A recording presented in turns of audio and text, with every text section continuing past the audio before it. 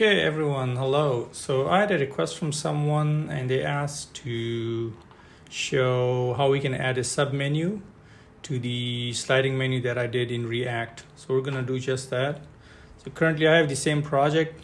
I just forked it out so we can work on the next project. So it's the same thing, just a sliding menu.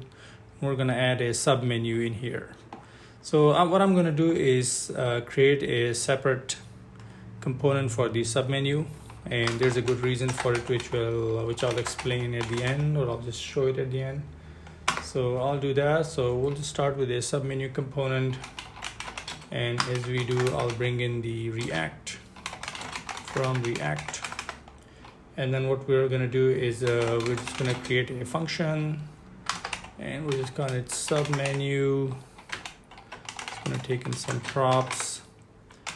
And then what I'll do is I'll basically export it out. So I'll say export default submenu. Okay, so that's that. So what I'm gonna do is I'm thinking is we're gonna pass in the submenu items, whoever wants to use this component, and then we're gonna render it here. But before do that, let's just return something simple just to make sure we have basics covered and it's working, I guess. So we'll just start with a div class. By the way, I got this from the Semantic right here. So you can just take this. So it's not something I came up with myself. And we'll say UI drop down item, and then I'm gonna close this. And we're gonna add the icon for the submenu, and we'll call it drop down icon. All right, and then we're just gonna add an unordered list, and what we'll do is we'll just give it a class of menu, and then let's add our menu items. So this one, class name will be item. We'll call it item 1, and we'll say class name item number 2. This is item number 1. What am I doing? This is item. Long day for me. All right, so I have this now, and definitely it's complaining because I did something wrong. Maybe I'll change this to class name just so that we are consistent. All right, what did I do wrong? So I have a div. I forgot to close this. So so we have this now. So now what I'll do is I'll just save this. We'll go back and I'll say import submenu from submenu, and then what I can do is I'll just add a new item, class name equal to item, link submenu, and what we'll do is I'll close this, and then I'll add the new submenu. So if everything went well, there you go. We have a submenu, but it's not showing because it's currently hidden. So Semantic UI has own jQuery, and we're only importing the CSS part of it. So we're not using that. And you don't have to if you're using React.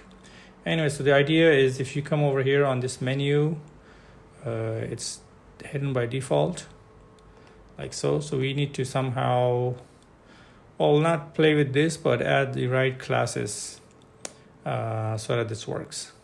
Okay, so first thing first, I don't like the idea of how we have this hard coded.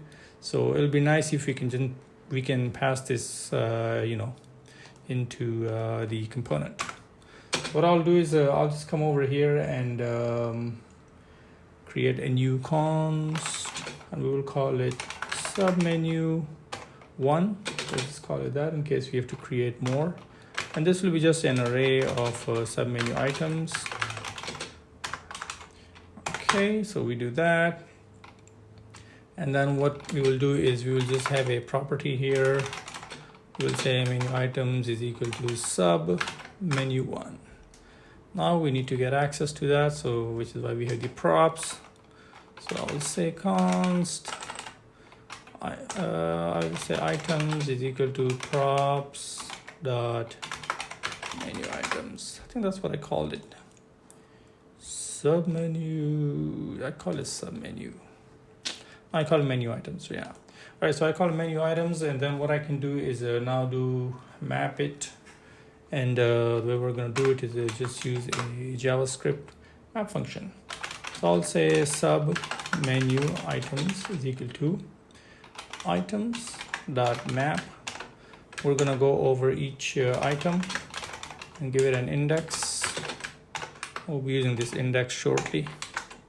And then what's going to do is we're just going to do an li, just like what we have here. So what I'll do is I'll just pretty much take this and I'll copy and paste. Class name is item, but this one will now change to item. Okay, and then I can get rid of this. I don't need this. And instead we will do sub menu items. How cool is that? Now, if you know anything about React, it's going to complain when you're doing this iteration because of that key thing. So what we can do is we can give it a key, and that's going to be indexed to string. Okay, so if everything went well and there's no fire, let's go to developer tool. Ooh, lots of errors. I like it. That's not from me. That's from I think this, whatever I'm using. Stack blades. Okay, so we're not getting any menu items, and why is that? So let's try to figure this out. Okay, so we are iterating over it, and we have the class name, and then we have the item. Okay, we need to get rid of this. I think that's our problem. Okay, so let's try this again.